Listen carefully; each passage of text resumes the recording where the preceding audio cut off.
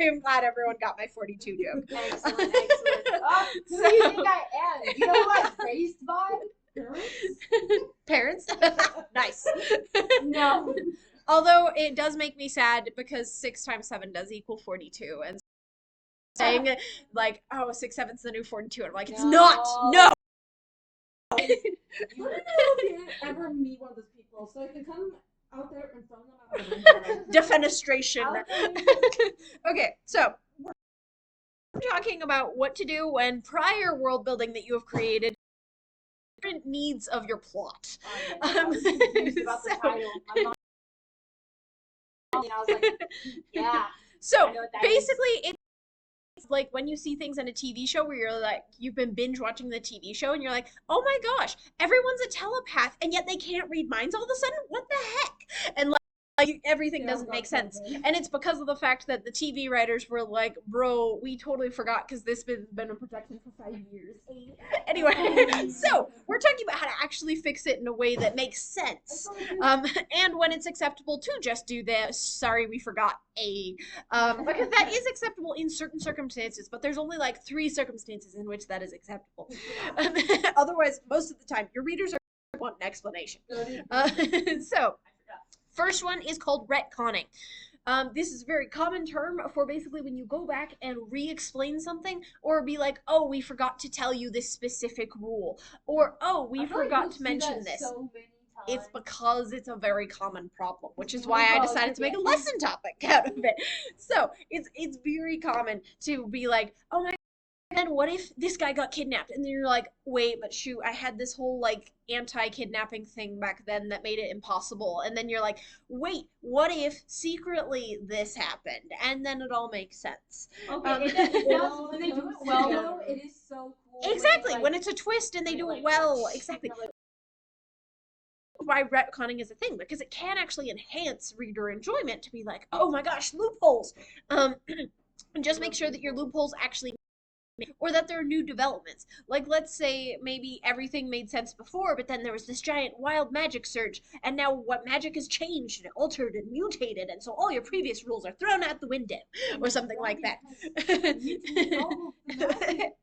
Like, you can do things like that. Just make sure that they make sense within your prior world building as well. Make sure that your retconning has, make sure that your retconning is smooth. It doesn't have a bunch of bumps and wrinkles and people are squinting really hard to try and make it make sense. Make sure that you have it go through several beta readers, editor, and that they all are like, hey, this tracks. This isn't just like, and I'm lazy, check. Because you can do retconning badly. It can be badly done. It's unfortunate. It happens. Some readers don't care. Most readers do, which is why you want to try to do it well. At least attempt to. There's so many instances in Naruto where I'm like, did he just pick a random little off thing that you forgot about? Did we forget something here? Yeah. Well, it makes sense most of the time. Right? No, exactly. I can't tell if this was intentional or if you just forgot and then it made sense later. Yeah, But yes, second technique is called hanging a lantern on it. It's basically where you acknowledge that it doesn't make sense, where you're like, oh, what makes sense is because this is all theoretical magical stuff that people don't talk about most of the time. So that's the reason why you as the main character are lost, and the main character, oh, okay, that tracks. Another thing with hanging a lantern on it is just acknowledging that it's confusing and someone being like, I don't know, magic seems to be weird now. I don't know what happened or why it happened, but it works now and it didn't work before. And just acknowledging that confusion can actually make it less confusing for the readers, because you're like, we're not the only ones confused here. They're also confused. Like the main character, they're like, how did you do that? And they're like, I don't know. I wish I knew. I don't know. Stress noises. That doesn't make sense. That doesn't make sense. I don't know either, bro. But yeah, so that's called hanging a lantern on it. It's when you literally just acknowledge that it makes no sense and then move on. You're just like, hey, I did something weird. Doesn't make sense. Not gonna explain it. We're gonna go now. And that's okay. It's important to be able to have moments where you're just like, I don't know, it needs to make sense, so we're gonna do it. Another thing the rules. So when I say changing the rules, I mean changing magic rules, but I also mean changing the rules of how things work. Like someone discovered a new spell that makes it so telepathy is impossible, or that telepathy only works within a certain range and you've always had them within that range before. Or that's really cool sometimes when people do it, because I've seen Yeah. it in a couple books and I'm like, oh. Exactly. It's like, oh, wait, I'm learning more. Another thing about changing the rules is also when you, like I said, you have something that specifically changes the rules. Like, they started, I don't know, they became a vampire, and so now everything is heightened, or it actually gets rid of some of their other magic in favor of other magic, or different things like that. When you change the rules, a lot of readers will accept more retconning purely because of the fact that we understand changing the rules changes everything. And so it makes is that changing the rules changes the rules. so that way you feel like when you change those rules, you're not just like, oh well, it still has to work the same way. You're like, no, that everything's altered, so we don't have to worry about that. We don't have to stress about that as much. All right. Then obviously you have the finding a loophole method. This one's harder to do. It requires basically going back and rereading your whole novel / series and being like, where's the loophole? Or alternatively, if you kept a good writing Bible, it's going through the writing Bible and being like, yeah, a lot of people actually create writing Bibles. Writing Bibles are when you literally take down all of your world building in one giant chunk. And so as a result, you have lists of every single person's name and who they're related to, including like randos that you mention along the way. Oh yeah, you like have all the people from Harry Potter that people write like book-sized fan fictions about. Yep, and you're like, I don't even remember that dude. And so there's a lot of stuff like that where you can find loopholes, but it's easier if you do have a writing Bible because then you don't have to reread your whole series. Plus, then you can add things in like, here's this type of magic's name, and this is the only stuff that I've had done with this magic. This is the stuff that that magic can't do. If you write it all down in one place, it makes it much more condensed and easier. But yes, it's called a writing Bible purely because of the fact that it helps you to write better. And is kind of, well, your Bible for the book. You go back and you go to the origins of the thing in order to be able to further develop. I see. It's all like the theology. Yes, exactly. It's the theology of your own world. Yes. So, it makes it easier to find loopholes, but can you find loopholes anyway? Yes, it's just going to take a heck ton more work. And with finding loopholes, just make sure that your loopholes also feel acceptable. That you're not just making your own loophole. You're not just ripping a hole in your manuscript and being like, there's the loophole. It like is a hole and you're now filling with lore. That works out a lot better. Most people find that more adjustable and less painful. All right. I made the Japanese character right here with my rubber band. That's it. All right. We're going to talk about the last two things, and then you can ask any questions you want, or we can just go to writing, depending on how you guys feel. Last two things. First, rewriting it. If you wrote lore in your first chapter that is now being broken by chapter 7, unless you have a reasonable explanation for it, just rewrite it. That's what I've done that so many times. Just rewrite it. If you're in the beginning works of your story, rewriting isn't a problem. Now, obviously, if you've already published 3 books, that's a problem. That's when all the other method comes into play. But if you are doing a short story or doing just a couple chapters or things like that, go back, feel free to rewrite it, or feel free to even write yourself a note and be like, figure out how this works, or rewrite this later, or different things like that if you don't want to rewrite it right then. Because sometimes rewriting can inhibit your ability to write. And continue, and you feel like nitpicky about it. So in that case, then maybe just even write yourself a note, like a post-it note or even a Google comment, and be like, plan to rewrite chapter 1 in order to fit better with this method. Oh, I plan to rewrite all the chapter 1s of my book after I'm finished. Exactly. They'll be way better. It's so true. It's so true. Ones are never good for me. No, that's pretty much true for almost everyone. Almost everyone says either rewrite your first chapter or completely delete it and start with chapter 2. And that advice is given purely because chapter 1 is hard. It's why during that first chapter contest that we had, it was so heckin' difficult to announce winners, because it was like, dude, but they're all so good. Oh my gosh, this one's good, and this one's good, and this one's really close to being good, but it just is barely not good enough. And like, it was really hard. We had a lot of ties, and then ties upon ties, and then ties upon those ties, and then had to break those ties, and it was real hard. So as a result, first chapters are just in general really difficult. Last thing that I'm going to mention is the thing that we talked about at the beginning, which is not acknowledging it. Now, the only time this is acceptable is if you are on book like 7.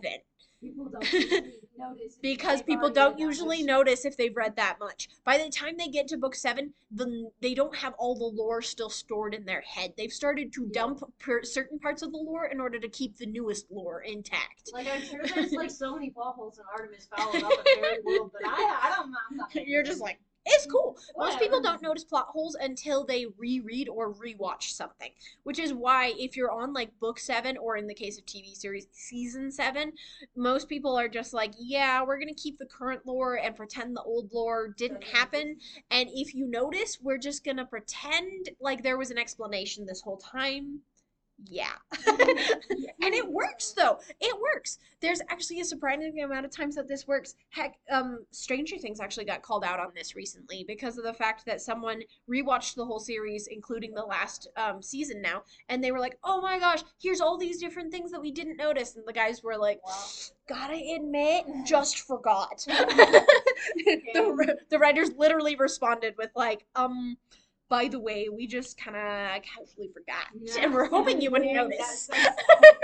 So it's rough. It's hard, especially when you get into like I said, season 5, 6, 7, or book 5, 6, 7. It's like it's really hard to be able to keep track of all that lore, and all that stuff that you have created.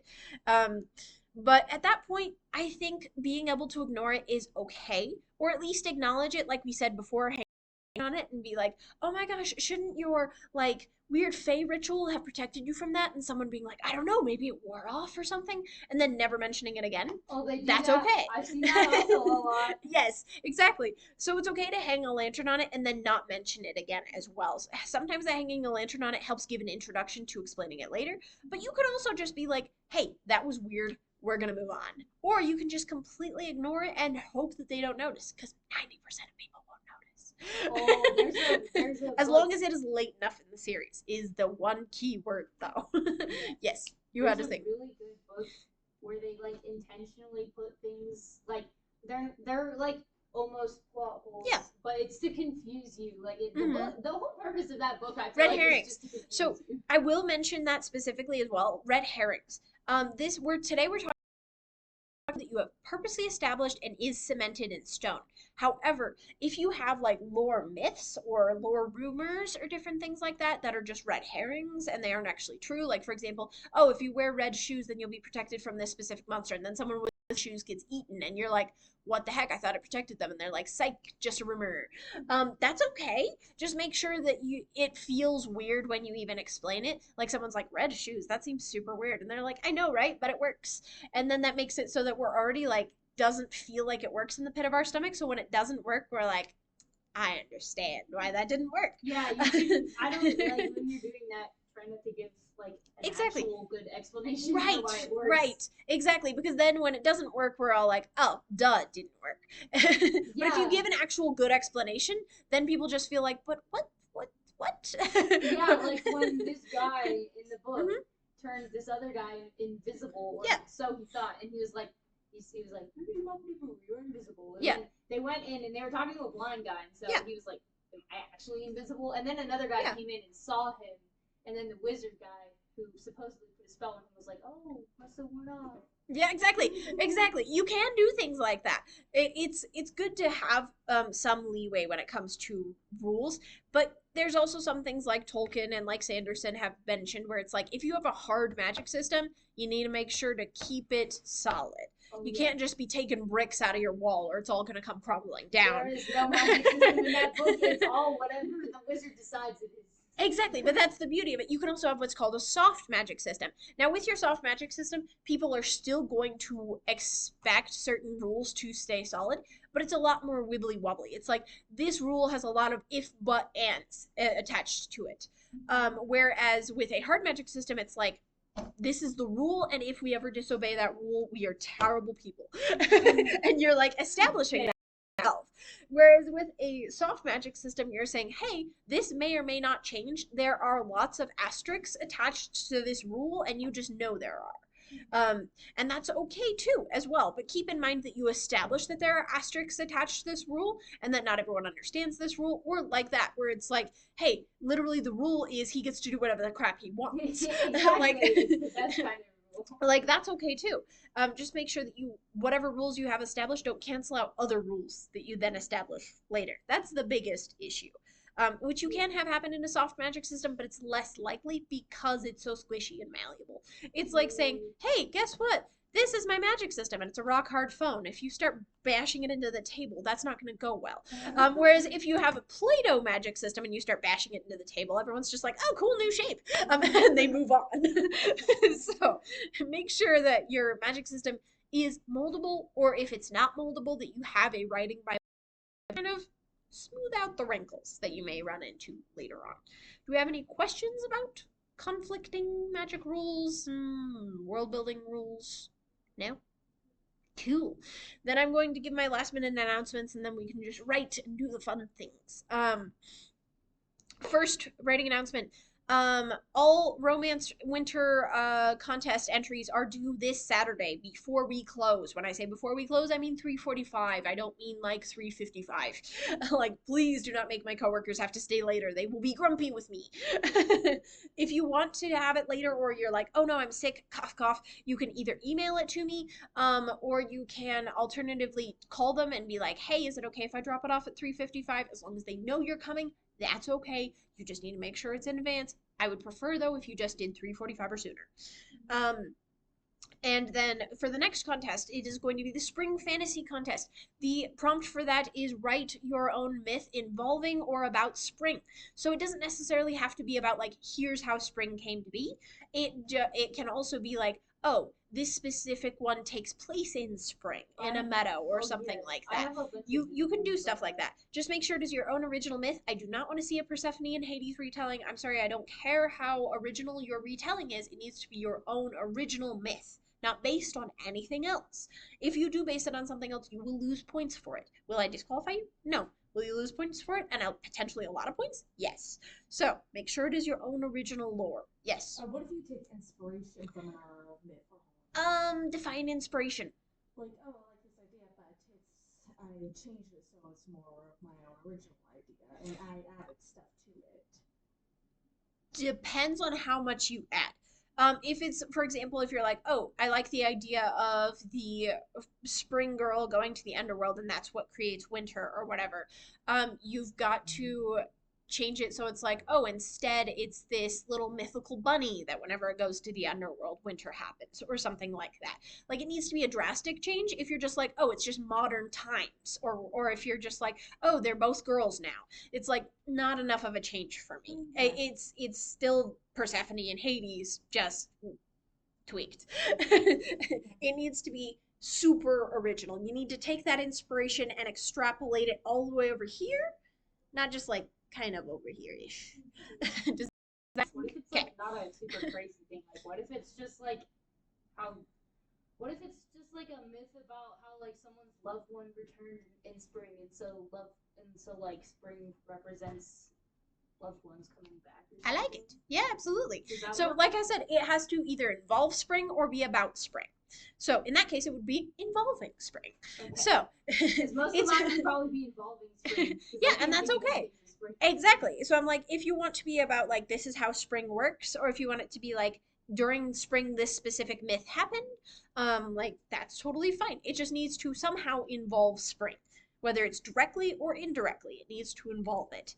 And then the next writing contest after that is going to be the summer contest. The summer contest is going to be, excuse me, the summer contest is going to be write about a character unearthing bones. And it needs to be A, essential to the plot, and B, they need to unearth bones of some sort. You can be creative with the term bones. I even had someone recently come up with a super creative thing where it's like wild. But yeah, teeth works. Teeth works. You could do dinosaur bones. You could do alien bones. You could do dragon bones. Like anything you want. Just go ham, man. The more original, the better. I'm looking for some interesting, weird bones. I mean, if you want to just do classic murder mystery with human bones, that's fine. But I enjoy a good murder mystery. But just know, the more original it is, the more I will be like, curious. On another planet. Like, that's fair. So they're technically alien bones because they're on a different planet. Yeah, human exactly. Classified bones on Pluto. You could do all sorts of things like that, where it's like all very like crazy stuff, as long as Bones are unearthed, and it is essential to the plot. Or a scientist is like, Um, there's another species because it's like a human, but it has a tail. and they're like, what? Yeah, no, exactly. You can do all sorts of crazy things, as long as it follows that criteria.